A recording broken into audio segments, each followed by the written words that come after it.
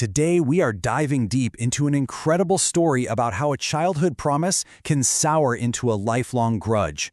This is a tale of betrayal, humiliation, and a revenge plot that is just so cold-blooded and perfectly executed, it's almost a work of art. So, here's how we're going to break this down. First, we'll see how an old friendship gets betrayed. Then, we'll look at the very strange price for an education. That leads to a lesson in failure, followed by a truly perfect attack. We'll see a kingdom literally get split in two, and it all wraps up with this final, really ominous request that sets the stage for a massive war down the line. All right, so let's set the scene. Our story kicks off with two young boys, Drona and Drupada. They're studying together, they're the best of friends, one's a Brahmin, the other's a prince, and, like kids do, they make these big, grand promises to each other. As a boy, Prince Drupada swore up and down, "Drona, when I'm king, I'm going to give you half of my kingdom. We'll rule together." But, years go by. Drona is now a poor, struggling scholar. He decides to take his old friend up on his offer, goes to the palace, and the reality is just brutal. King Drupada doesn't just say no, he humiliates him, saying, Friendship is for equals. You're a beggar, I'm a king. Get lost." I mean, just listen to those words. To make it even worse, he then offers Drona some charity, like he's just some random person on the street. That insult cut deep. Drona walked out of that palace with absolutely nothing except this burning fire for revenge. That became his new life's mission. So what does Drona do? He becomes one of the greatest martial arts teachers of all time, the guru to the Kuru princes, the Pandavas and the Kauravas. He trains them for years, turns them into incredible warriors, and then one day their training is complete. It's time for them to pay their teacher. And this is where a really crucial tradition called dakshina comes into play. Now, this is not like paying tuition. Dakshina is a sacred offering where the guru can ask for literally anything he wants. It's a huge sign of respect from the student. But for a man nursing a grudge like Drona, it's basically a blank check to get exactly what he desires. So what does he ask for? Not gold, not jewels, not land. Nope. Drona's fee, his dakshina, is simple. Go to the kingdom of Panchala, defeat King Drupada in battle, and bring him back to me as a prisoner. He wants the man who humiliated him brought to him in chains. So the students agree. And of course, the Kaurava princes, led by the super arrogant Duryodhana, are like, "We got this." They're so eager to prove how tough they are, they immediately charge toward Drupada's capital, Kampilyo.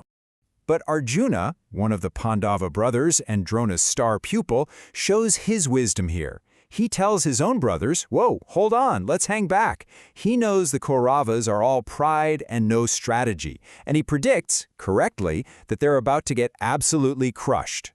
And yep, Arjuna called it. The Kauravas' attack is a complete disaster. It's pure chaos. They just rush in, start wrecking the place, and come face to face with King Drupada himself, who is a formidable warrior and is ready for them. The Kauravas are routed, totally overwhelmed, and sent fleeing back to Drona in shame. An absolute failure. So with the Kauravas literally running for the hills, the stage is now set for the Pandava brothers.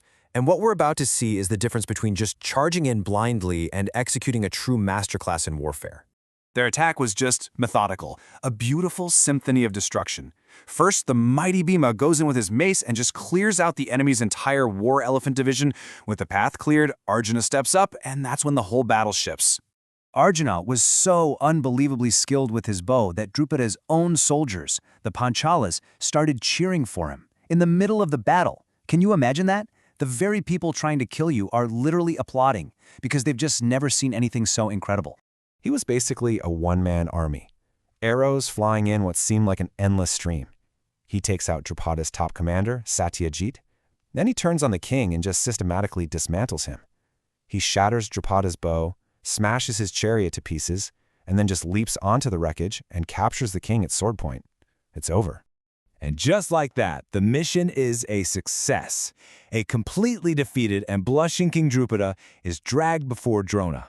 Oh, how the tables have turned. Now this is the masterstroke. Drona looks at his old defeated friend and says, "Don't worry, I'm not going to kill you. I'm a Brahmin. It's my duty to be forgiving."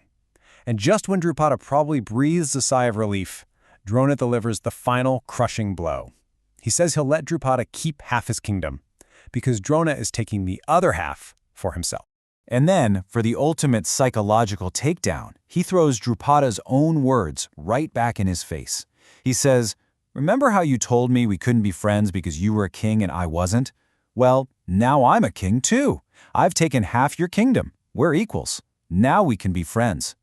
It is just the most savage checkmate imaginable. So Drona lets Drupada go. His revenge is complete, it's perfect. But a wound this deep doesn't just heal.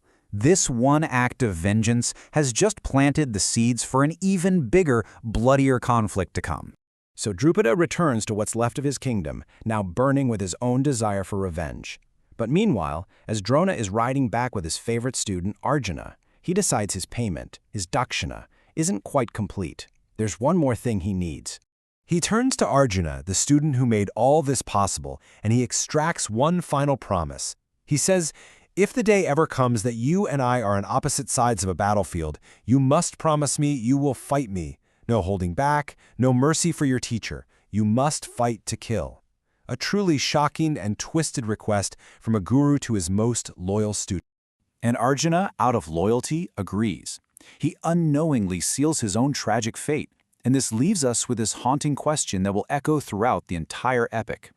When your loyalty to a person you love clashes with your duty as a warrior, which promise do you keep? It's a question Arjuna will be forced to answer on the battlefield of a great war that is yet to come.